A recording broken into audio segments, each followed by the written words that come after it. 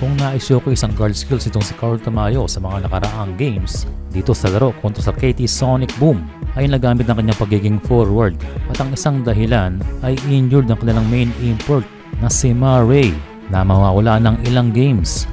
Kaya walang palitan ng kanilang world import kasi Carl Tamayo ang humalili. Well, medyo maalat sa labas, kaya sa loob at pag-atake sa basket ang role ni Tamayo rito at kalimitan ay import ang humaharap sa kanya. At ilang beses niyang napasabit itong si Rayshon Hammonds, ang 6'9 center ng KT.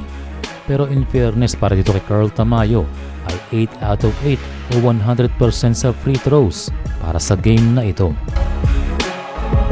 Ito yung maganda sa paglalaro niya sa KBL dahil matidevelop pa ang kanyang depensa dahil sa dami ng games dito sa Korea ay magpapatatag sa kanyang poste. Mainam dito kay Tamayo ay napupunan niya ang absence ng main import nitong LG Sakers. And para naman kay Carl ay magandang preparation ito sa kanyang pagbabalik sa ating national team.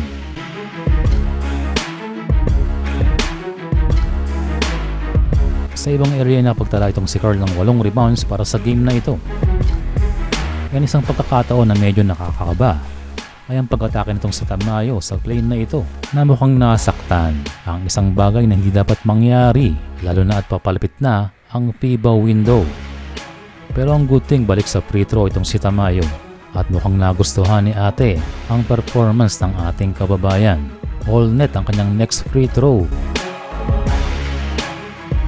Ito naman yung nag-iisang assist ni Tamayo kay Monroe ang dating import at teammate rin sa bando sa anyang KGC. And the next play ay mukhang sumakit na ang ulo nitong si Hammonds dahil sabit na naman siya dito sa ating kababayan at nakita niya na nakakarami na talaga siya. At ang kanyang 4 na personal fouls, lahat ay galing kay Tamayo.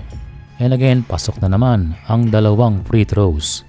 Well, good thing para kay Tamayo dahil titibay ang tiwala sa kanya ni coach. Ang ganda sana ng ikot ni Tamayo sa post-up na ito. Naligaw ang defender, yun lang ay hindi pumasok. And the next play ay sinigurado na nitong ating kababayan na siya ay i-score. A nice second chance points para dito kay Tamayo. Well, for this game ay nakapagtala si Carl Tamayo ng 12 points, 8 rebounds at 1 assist. So siya na ang highest scorer para dito sa LG. Pero another loss para sa kanilang koponan. Kaya kailangan nilang bumawi sa mga susunod na games. Naglaro din si Tamayo ng 23 minutes. Mababa sa kanyang average. Pero the other way around ay para na rin sa safety. Lalo na at malapit na ang FIBA Asia Cup qualifiers na mahigit 1 linggo na lamang.